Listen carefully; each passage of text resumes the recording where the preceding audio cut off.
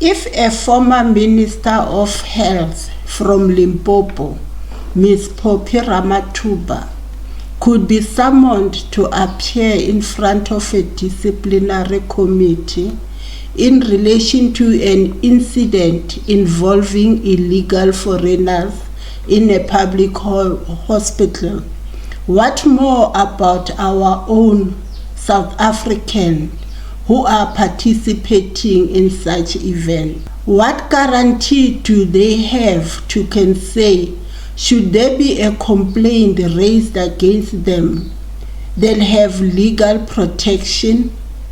Is there a political party that could commit assistance? Let us watch the following video. To this now, Limpopo Premier Dr. Poppy Ramathuba is expected to appear before the Health Professionals Council of South Africa tomorrow. This over her utterances captured on video to a patient from Zimbabwe back in 2022, in which she is alleged to have said that Zimbabwe does not assist with money to take care of its nationals being treated in Limpopo hospitals, and that they were burdening the South African health system. Ramathuba was the health MEC at the time. The hearing is set to resume tomorrow. We do have health activist Dr. Jose Letlape, who joins us now for an overview of the conduct of health practitioners in the country. Doctor, thank you so much for making time to be with us today as always. So this story has resurfaced in a form of a disciplinary process against the Premier in relation to her utterances she made in 2022. Firstly, Doctor, in terms of the health practitioners' code of conduct, which parts was she in direct violation or contravention of? Good afternoon to you and good afternoon to the viewers. I think that will be the subject of the inquiry in the next 2 days. And the reason there is an inquiry is because a complaint has been lodged. And in terms of the Health Professions Councils Act, any complaint needs to be followed. So it would mean that from those that did the assessment at the preliminary committee of inquiry, they felt there is a case to answer to. Remember, there are two things that we should separate. The issue of the facts that she was bringing to our attention, that is a real issue. The issue of the manner of how it was done, the context and where it was done, that will be the subject of the inquiry. But we must not be unmindful of the fact that we have a political conundrum where we have a constitution that creates an unfunded mandate. And part of the challenge that we have is that we have resources that are not sufficient for citizens, but have now been opened up for anyone from the world to come in. And that is a political problem that we would need to attend. What is my opinion on this? My opinion is in the form of a concern to say our South Africans who are participating in this project of denying illegal foreigners access to public hospitals, are they legally protected? Is there a political party that is going to stand with them should they have to face a disciplinary action or a court of law? Is our government, the concerned departments, making sure to say South Africans are well knowledgeable about these rights? You might say we have a constitution. Besides people who are involved in law, including politicians and other South Africans who might be knowledgeable about the constitution, can one easily say majority of us as community members understand the constitution when it comes to the section of illegal foreigners, access to public health institutions, and the rights of South Africans? Let us watch the following clip to see how the constitution is explained by one of our foreign nationals. Migrants have studied and internalized the South African constitution. They know where the loopholes are. I want you to watch this video over here of South African women that are denying a Zimbabwean woman and her children healthcare in South Africa. They are persecuting this woman and her children on the basis that she's a Zimbabwean and on the basis that she is illegal. That is discrimination. It is against South African law. No South African has a right to identify anyone as an illegal immigrant or anybody as somebody who shouldn't be in South Africa. That is the job of Home Affairs. No South African has the right to deny anyone healthcare in South Africa on the pretext that they are illegal because you don't know their papers and their status.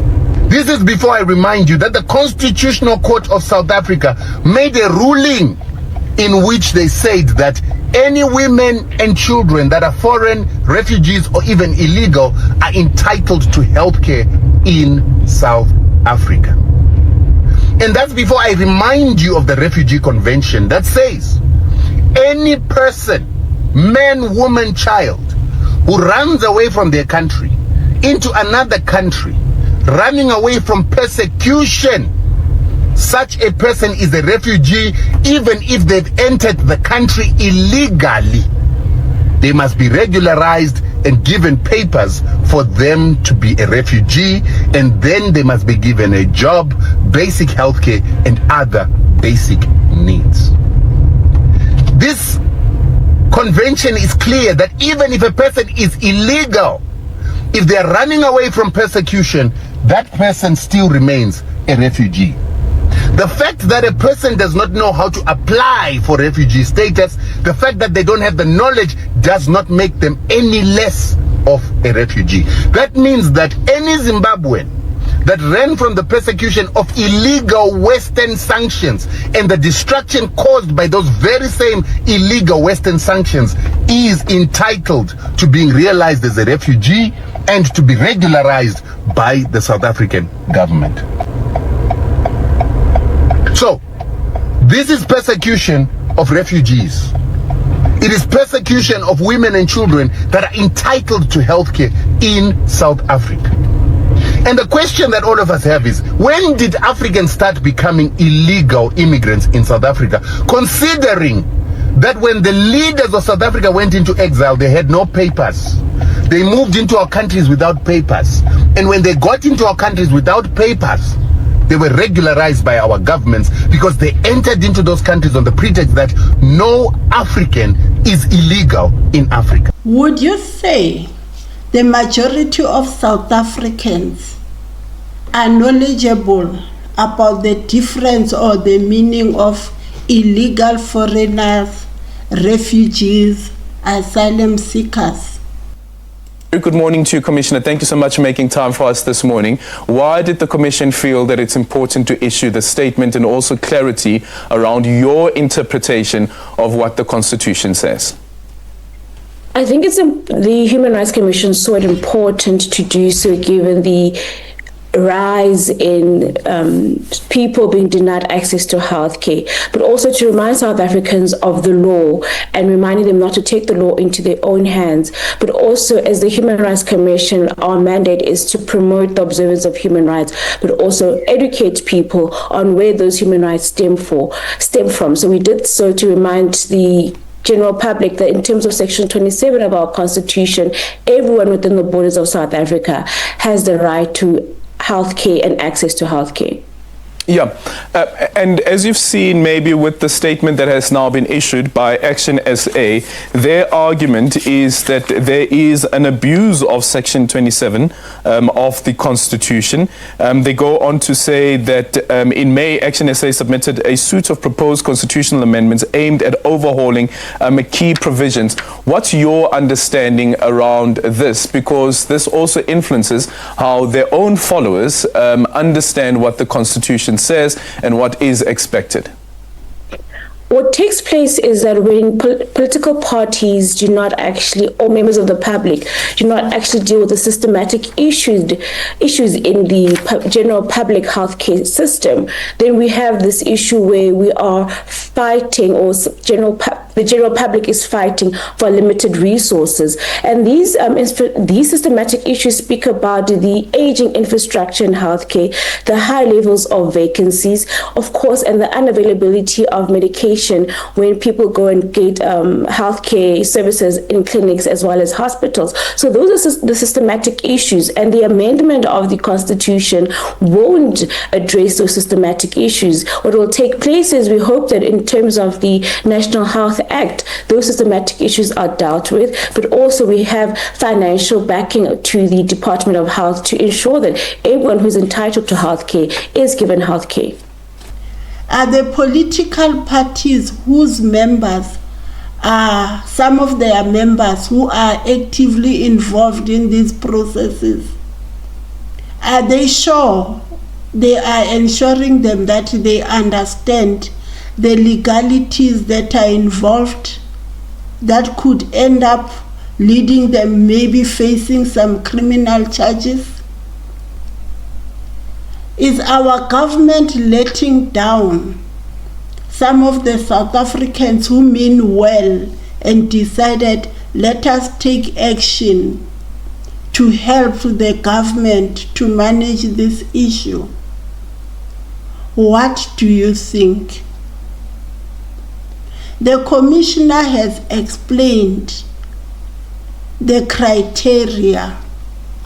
Would you say majority of people understand the criteria the way it's explained? Our president has introduced a committee that will be involved in national dialogue. Maybe this is one of the issues that the National Dialogue Committee members should also take or consider to say, let us ensure there's maximum awareness to educate our people. Please comment, what do you think? Do you think people are adequately aware of the advantages and especially disadvantages that can come along their way?